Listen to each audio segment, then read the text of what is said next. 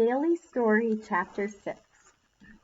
But the next day, as if nobody had learned anything, I was back out in the garage again.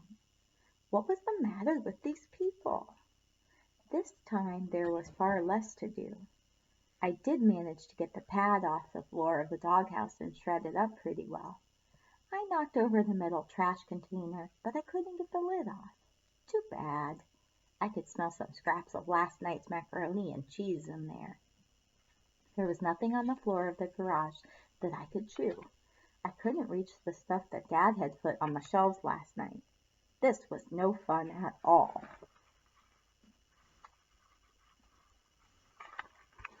Restlessly, I wandered over to the dog door and scratched it. The flap moved, and a waft of damp, delicious air from the backyard drifted in.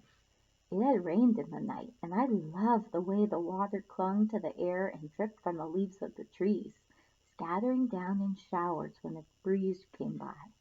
Damp air carried so many more smells than dry.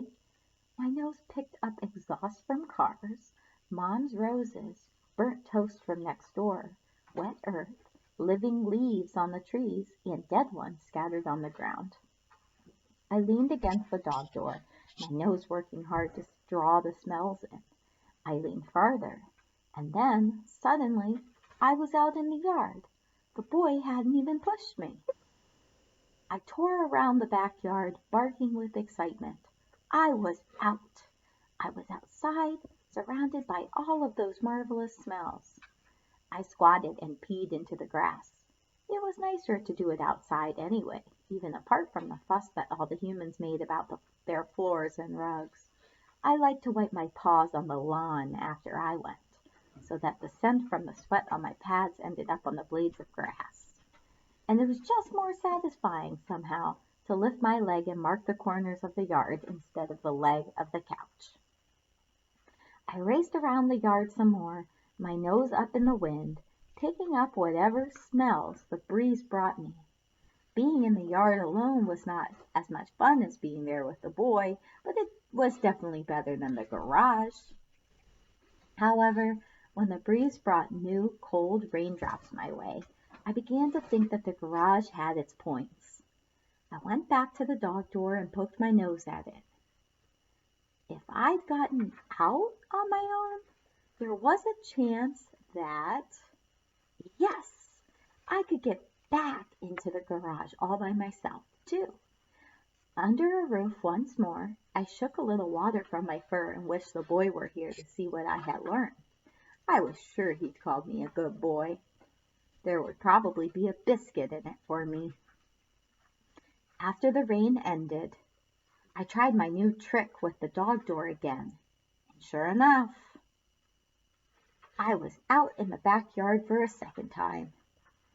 I dug a hole, chewed the hose, and barked at Smokey, who was sitting in the window and pretending not to notice me.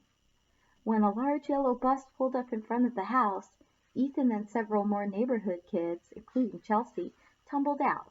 I jumped up to put my paws against the fence, and the boy ran to me, laughing.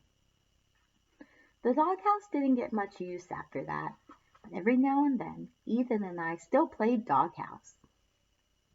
It would usually happen when he got off the bus with his shoulders slumped, smelling tired and sad. Then he'd crawl inside the doghouse and call me, and I'd push myself in, too. It got a little harder to get in there as months went by, and I had to leave more and more of my rear end outside. But I did it because the boy wanted me. He would put his arm around me and tell me things quietly. "Nobody would play with me at recess, Bailey," he'd whisper. Or, "I can't believe my teacher gave me a D.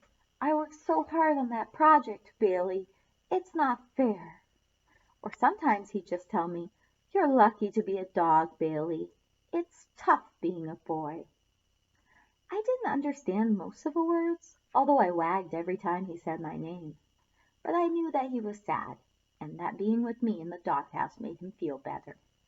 I would sit perfectly still with him, however long he needed me. This was my job, and I came to understand, and it was even more important than staying close to the boy, or playing with the boy, or learning tricks with the boy, or sleeping beside the boy at night.